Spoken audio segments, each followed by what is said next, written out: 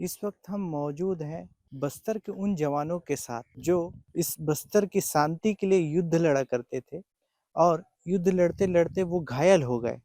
उन घायल जवानों से आज हम जानेंगे कि वो किस हालत में हैं और क्या सोच रहे हैं और उनके हौसले कितने आज भी बुलंद है।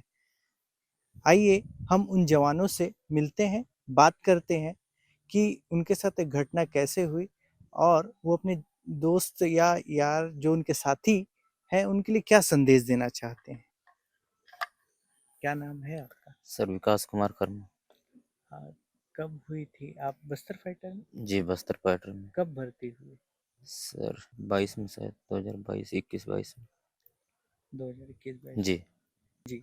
आप किस घटना में घायल हुए थे? सर आईडी ब्लास्ट में हुआ था, पिछले साल हुआ था मार्च में, 22 मार्च में। जी।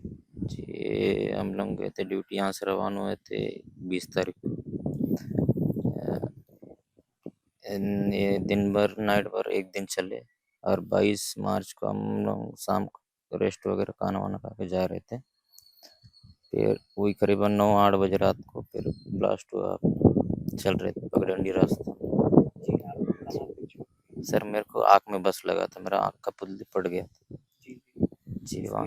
इसके बाद आप कैसा फ़ील किए? कैसा लगा आपको? सर जब ब्लास्ट हुआ था, जी, सर मेरे को तो दर्द बहुत महसूस हुआ, लेकिन और साथ ही मेरा बड्डी था, वो सामने था, मेरे सामने चल रहा था। उनको पैर में चोट आ गया, उनका पैर कट गया। फिर हम लोग वहाँ ब्लास्ट होने के बाद फिर हम लोग वापस आए सर रात को ही जगरगुंडा कैंप से। फिर हम लोग को रायपुर रेफर किया गया हेलीकॉप्टर से।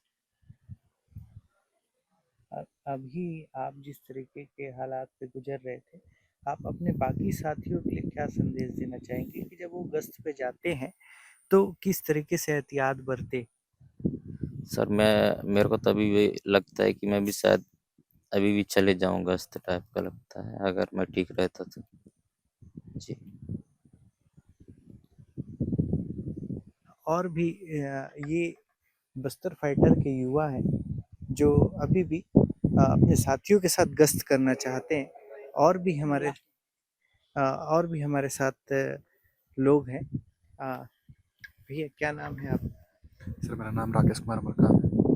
अ, कब हुई थी सर आपकी 22 मार्च 2024 को हुआ था सर, रात को 9 बजे। जी, गश्त के दिन दो दो दिन का ऑपरेशन था सर। दूसरा दिन नाइट के वापस आ रहे थे तब मेरा आईडी ब्लास्ट हुआ है। कैसे हुई थी घटना? सर, सर रात को हुआ था सर। खून दिया था सर, रास्ता में डाल दिए थे, पगडंडी रास्ता में। जी, तो पता ही नहीं चला, मैं खून दिया था। इसके बाद आपके सामने क्या चैलेंजेस थे? जब आप इस घटना के बाद आईडी ब्लास्ट हुई, उसके बाद आपके सामने क्या समस्या आई? समस्या तो हालत खराब पूरा हो गया था सर, पता ही नहीं चला था कि कैसे मैं घर जाऊँ, घर पहुँचूँ, कैसे लेके जाएंगे मेरे को। सुबह तक मेरे को ऐसे ही बो के लाए पहाड़ी से। और सुबह 23 तारीख को मेरे को फिर रायपुर हॉस्पिटल लेके गए सर, श्री नारायणा में। फिर मेरा इलाज वहीं पे चला है। जी, अभी आपके सामने ऐसी कोई परेशानी या कोई ऐसी बात है आप रखना चाहते हैं? सर अभी तो थोड़ा ठीक हो रहा हूँ सर, अभी ठीक होने से ड्यूटी ज्वाइन कर लूँगा मैं। बाकी मैं अपने मतलब साथी को बोलना चाहता हूँ, जो भी ड्यूटी से जाते हैं तो सब सही सलामत ड्यूटी करके वापस आ जाए, जी, ऐसी घटना आपका ना घटे। ये पैर जी। ये पैर इस ब्लास्ट में पैर चला गया था? जी, और आईडी ब्लास्टिंग से। आईडी ब्लास्ट में जी सर। पैर चला गया जी। था? जी, आपका क्या नाम है भैया? मेरा नाम रोशन हिकमी है। हाँ, आप आईडी ब्लास्ट कब हुआ था या कौन-सी घटना हुई थी आपके मेरी साथ? आईडी ब्लास्ट हुई थी 2023 में।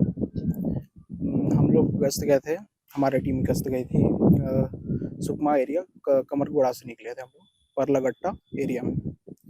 तो रात्रि का वो समय था सर, वो सब चीज़ हो गया, ऑपरेशन हो के सक्सेसफुल हो के वापस आ रहे थे। वापसी के दौरान एक बैंगपल्ली नामक गांव के आसपास कमारगुड़ा कैंप, सीआरपीएफ कैंप है, वहाँ से लगभग 2 या 3 किलोमीटर दूर। वहाँ सर आने जाने वाले रास्तों पर आईडी बिछा था सर, प्रेशर आईडी। उस आईडी पे मेरा पैर पड़ने के कारण मेरे दाहिने पैर की जस्ट नीचे वाली हिस्सा निकल गया था सर। उसके बाद वहाँ से तुरंत रिफ़र होके रायपुर सीधा हुआ था सर मेरा इलाज। इलाज के दौरान ही पता चला कि दाहिना पैर काटना पड़ेगा। तो डॉक्टर को सही लगा और दाहिना पैर मेरा अभी कटा हुआ है सर, राइट वाला पैर, घुटने के नीचे जस्ट जी। और जस्ट सर मैं बताऊँगा मेरी इच्छा के अनुसार उस वक़्त जिस वक़्त मेरा घटना हुआ था, उस वक़्त ऐसा लगा था कि इतना दर्द तो मैं ज़िंदगी में सभी दर्द मिला के भी नहीं हो सकता सर, उस चीज़ को मैं बयाँ नहीं कर सकता, इतना दर्द मैं सहा हूँ उस टाइम। कि सर एक टाइम ऐसा लगा कि मर जाऊँ, ये सब बहुत हो गया ऐसा करके। मैं अपने आप से हिम्मत करके फिर जुटा, फिर मैं अपने माता-पिता और मेरे दोस्तों के लिए, मेरे को जो संघर्ष में मेरा साथ दिया उस टाइम, उनके लिए मैंने उठ खड़ा हुआ और मैं बोला कि अंदर से सोचा कि हाँ, मुझे जीना है इस दौरान, इस टाइम ये मेरी ऐसी मृत्यु तो नहीं हो सकती इतनी आसान से ऐसे करके। मेरे को जीना है अपने देश के लिए और कुछ ना कुछ करना है आगे, ऐसे सोच के मैं उस टाइम रिकवर मोड में ऐसे हॉस्पिटल में सोचता रहा सर। और बात रही कुछ अपने दोस्तों को सूचना देने की, जो मेरे फौजी साथी हैं, उनके लिए सर सबसे बड़ी चीज़ ये बताऊँगा मैं कि वो हमेशा जहाँ पर भी ऑपरेशन करें या कहीं पर भी जाएँ, वो हर समय सतर्क रहना उनके लिए अनिवार्य है सर। वो अलर्ट में रहें हर समय और दिए गए जो भी अनुशासनों का पालन करें सर। हाँ, और भी साथी हैं, उनसे चर्चा करते हैं। भैया आपका क्या नाम है? सर मेरा नाम संतोष मुरामी है। मैं दंतेवाड़ा जिला का हूँ। मैं 21 का भर्ती हूँ, बस्तर फाइटर हूँ। मेरा नाम संतोष मुरामी। मैं पैर को खो दिया हूँ, दाहिने पैर। ये आईडी ब्लास्ट में, परिसर आईडी में था। ये ऑपरेशन था कर्रेगुट्टा तेलंगाना बॉर्डर, बीजापुर। सुने होंगे आप लोग भी जी। तो इस ऑपरेशन 17 दिन ऑपरेशन चला, शुरू से लेकर 17 दिन। मेरा जिस दिन आईडी ब्लास्ट हुआ ना, मतलब लास्ट में, मैं शुरू से बता रहा हूँ, जैसे पहाड़ी चले ऑपरेशन करते करते हम लोग पहुँच गए पैंट में पहुँचने के बाद पानी भी नहीं तो ऊपर नहीं है सर, कर्रेगुट्टा तेलंगाना बॉर्डर में। उसमें हाइट में अगर हेलीकॉप्टर ही ऊपर से पानी भी नहीं छोड़ना वरना कर दिया। और खाना कभी नहीं मिलता था, कभी थोड़ा सा पानी बचा के पीना पड़ता है, कैसी भूखे पके पड़ते थे, एकदम एनर्जी भी होता नहीं था। उसके बाद नक्सली तो अंदर थे, इड़मा का टीम था, बटालियन 1 नंबर था, उसमें हमारे साथ 18 लोग आईडी ब्लास्ट हो गया। सेम पैर कटा हुआ, किसी का दाहिने पे, किसी का राइट वाला, लेफ्ट वाला। उसमें नक्सली मतलब 31 नक्सली को मार के लाए हैं हम लोग। उसके बाद थे मतलब 9 दिन, मतलब ऑपरेशन 16 दिन था। एक ऑपरेशन चले जाके फिर आए वापस, आराम करके फिर चले गए। ऑपरेशन तो बहुत बड़ा था सर। उसके बाद फिर गए तो फिर ये पहाड़ी को घेर लिए। आईडी ऐसा बिछा हुआ था कि कूदने का जगह ही नहीं है। हम लोग पत्थरे गए, उसमें खाना वाना बनाए, उसको खाए। फिर नक्सली अंदर सुरंग में घुस गए, बोले सुरंग में घुसे थे। उसके बाद उन लोग वहीं वेट किया। उन लोग कितने दिन भूखे रहते, निकलना पड़ा। पानी ना कुछ, वहाँ पानी भी नहीं मिलेगा, ना चावल नहीं मिलेगा। पूरा फोर्स चारों तरफ घेर लिए। हम लोग चर्चिंग के अंदर घुसे और उसके बाद हम लोग जिस दिन आने का था, लास्ट दिन हो गया 9 मई को मेरा आईडी ब्लास्ट हुआ। उस दिन हम लोग के पत्थर नाला आ रहे थे, कहीं उतरने का जगह नहीं, वैसा पहाड़ी, वहाँ पे रास्ता नहीं है, दूसरा रास्ता हम जा ही नहीं सकते। कैसा पहाड़ी है कि वहाँ दूसरा रास्ता जाने का रास्ता ही नहीं है, वहाँ पे एक ही रास्ता है। ऐसा बिछा दिए थे कि आईडी कूदने का जगह नहीं। हम लोग पत्थर आ गए। फिर पत्थर आ रहे थे, हम लोग का टीम सामने था, 2 नंबर। हम लोग सामने में फर्स्ट में थे, फर्स्ट में से मतलब तीसरा सेक्शन में था, उसमें से आ रहे थे। उसके बाद मेरा पैर ना पत्थर से बाहर हो गया तो मेरा उड़ गया, मेरा होश नहीं था, उड़ गया हूँ। उसके बाद बेहोश था। उसके बाद कुछ देर के बाद रोया हूँ, मेरे को होश नहीं था। बाद में मेरे टीम के जवान लोग बता रहे थे बहुत देर के बाद रोए बोले। उसके बाद भोके लाए मैदान में, मैदान बुक लाए, उसके बाद हेलीकॉप्टर में चपार में डाल के रामकृष्ण में ले गए। रामकृष्ण में भी ले गए, 14 तारीख तक रखे। उसके बाद पैर जोड़ के देखे, थोड़ा सा तो पूरा नस कटा था, कहाँ से जुड़ेगा, नहीं जुड़ा। फिर दिल्ली लेके गए, वहाँ गए मिले कि वहाँ जुड़ेगा शायद बोल के लेके गए, नहीं जुड़ पाया। वहाँ पे पूरा जहर चढ़ रहा था। मेरा पैर अगर यहाँ कट जाता, अगर नहीं जुड़, अगर मतलब लेट करते था और तो यहाँ कट गया। ये पैर तो इतना नहीं है, यहाँ है, पैर कट गया। इसमें रामकृष्ण में मतलब ले गए थे, फिर एम्स में ले गए दिल्ली। अभी दिल्ली में इलाज चल रहा है, मेरा इलाज खत्म नहीं हुआ है, पैर अभी भी यहाँ पड़ा हुआ है। अभी अगले महीने 18 तारीख को फिर चले जाओ, वहाँ इलाज अच्छा होता है। अभी वहीं इलाज चल रहा है मेरा। जी, अपने साथियों के लिए क्या संदेश देंगे आप? किस तरीके का एहतियात बरतें, किस तरीके से सुरक्षित रहें?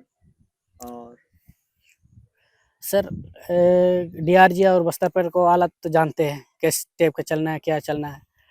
एकदम ये आ जाता है कि बहुत लंबा दिन चलते कुछ नहीं होता है, फिर उन लोगों को कुछ नहीं होगा बोल के फिर अलर्ट मोड नहीं रहते। उन लोगों को हमेशा अलर्ट मोड रहना चाहिए कि आईडी नहीं है, एक गश्त तो चल के आए, ऐसा नहीं होता बोल के जाते हैं। ऐसा नहीं होना चाहिए उनको भी, अपने साथियों को। अभी अलर्ट मोड रहिए, आगे पीछे चल के चलिए, जो रास्ता चलते हैं वो रास्ता वापस में नहीं आना चाहिए, उसमें आईडी तो बिछाते। अभी नक्सली भी जानते कि रास्ता नहीं चलते हैं, वो तो जंगल में बिछाते, पूरा रास्ता को छोड़ के चल लगाते। रास्ता में बहुत कम लगाते हैं आईडी, अभी रास्ता में बाहर लगाते ज़्यादा आईडी।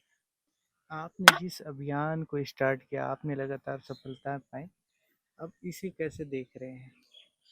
क्या वाला सर? जैसे आपने अभियान चालू किया बस्तर में एक शांति के लिए, जी। है ना? अब इस अभियान को कैसे देख रहे हैं आप? शांति के लिए सर, हाँ, जो बस्तर के लिए अभी जी, अभी शांतिपूर्वक के लिए अपना नक्सली चाह रहे हैं, उनका बता रहे हैं नहीं, आप लोगों ने जिस तरीके से एक लड़ाई लड़ी, आप जी। लोग लगातार लड़ रहे हैं, तो अब इसे कैसा देख रहे हैं? किन लोगों क्या के? लग रहा है आने वाले समय में बस्तर में क्या माओवाद समाप्त हो जाएगा? अच्छा, शांतिपूर्वक के लिए मतलब ये नक्सल युद्ध के लिए हम लोग तो लड़ ही रहे हैं, लेकिन आसान तो नहीं है जल्दी खत्म होना, होंगे धीरे धीरे। अभी एकदम ऊपर से गिरे टाइप का तो खत्म नहीं हुआ सर, जी, धीरे धीरे हो रहा है। आपकी और कोई ऐसी मांग है जिसको आप रखना चाहते हैं? मेरा मांग ये है सर कि अपने जवान बस्तर के लोग अभी नौकाल पुलिस है, इनका ज़्यादा तो सुविधा नहीं रहता, वेतन भी ज़्यादा नहीं रहे सर। इनको फुल खाने पीना सुविधा होना चाहिए सर। वो गश्त रहते 5 दिन 6 दिन 10 दिन भी रहना पड़ता है गश्त में, लड़ाई में। अगर लड़ाई होगी तो खाना खाने का बंद हो जाता है। इसके लिए आप खाना पीना फुल सुविधा सरकार तरफ से मिलना चाहिए। जी, और जैसे हमारे जैसा एक जवान कोई भी घायल हो जाता है, उनके लिए चपार तो अभी मिल ही रहा है, पहले नहीं था सुविधा। जैसे हम ऐसा हो गया, अब मेरे अभी जवान तो अभी कर ही रहे हैं, अभी अब की बार फिर ऐसी होगा तो उनके लिए भी तो हो ही रहा है। लेकिन खाने पीना अगर गश्त कर रहे हैं ना अपने जवान, उनके लिए फुल सुविधा होना चाहिए, अब बहुत कम रहता है। और मेरा अभी इलाज चल रहा है, अगर मेरे लिए अभी अच्छा क्वालिटी का पैर लगवाना चाहिए। अभी तो पैर नहीं लगा है, प्रैक्टिस के लिए दिया है।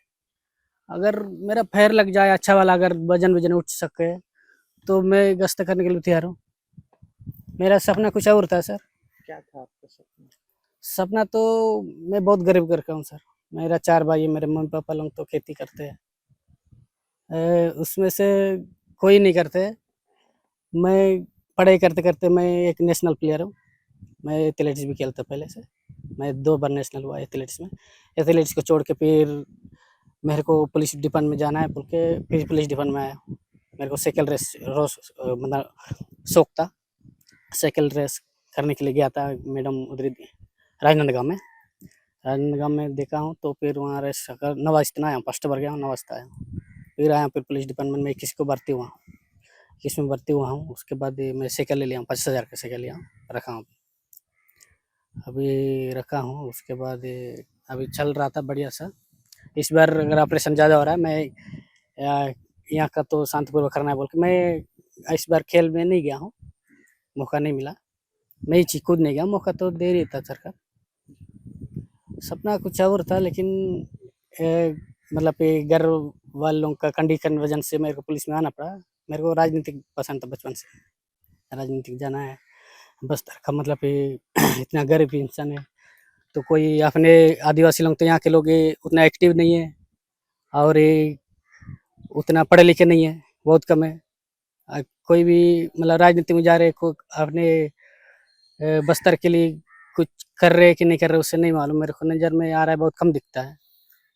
इसी के चलते मेरे को राजनीति बहुत पसंद, तो मेरे को अपने गांव के वो पूरा मतलब कि शिक्षित करके आगे बढ़ाना चाहता हूँ, ये सपना था मेरा, राजनीतिक सपना। अभी तो फायर कंडीशन हो गया, अभी ये नहीं जा सकता हूँ क्योंकि राजनीतिक ये होता है कि कभी कभी रैली भी निकालना पड़ता है ना सर, उसमें जा नहीं सकते अपन, अभी डकाला डकली होता है अभी, इसलिए सोच से हट गया है। अब बैठे बैठे करूँगा, अभी फिर भी मैं कमजोर नहीं समझ रहा हूँ, मेरे को अभी भी अच्छा पैर लग जाए ना, गश्त कर लूँगा, क्या दिक्कत है, कर लूँगा और ये मेरा सपना पूरा करूँगा। मेरा बहुत बड़ा सपना था, मेरे कुछ नेशनल का मेडल भी लाना पाना था मेरे को। छत्तीसगढ़ की तो लाया मैं, फर्स्ट पर मेडल ला लिया साइकिल रेस में, एथलेटिक्स भी खेलता। अभी मेरा पैर मतलब कि खो दिया, मतलब नक्सली को चलते, मतलब बस्तर के शांतिपूर्वक मतलब कि नक्सली को करके यहाँ पर आदिवासी लोग पढ़े लिखे शिक्षित कम है, इनको अच्छा सही रास्ता दिखाने के चक्कर में मतलब कि मेरा पैर को खो दिया। देखिए ये जवानों के हौसले कितने बुलंद हैं, जो आज घायल हैं और जिनका आज भी इलाज चल रहा है। ये आज भी गश्त लौटना चाहते हैं और अपने साथियों के साथ इस लड़ाई को और आगे लड़ना चाहते हैं। इनके हौसलों को विस्तार न्यूज़ सलाम करता है। विस्तार न्यूज़, रौनक शिवहरे।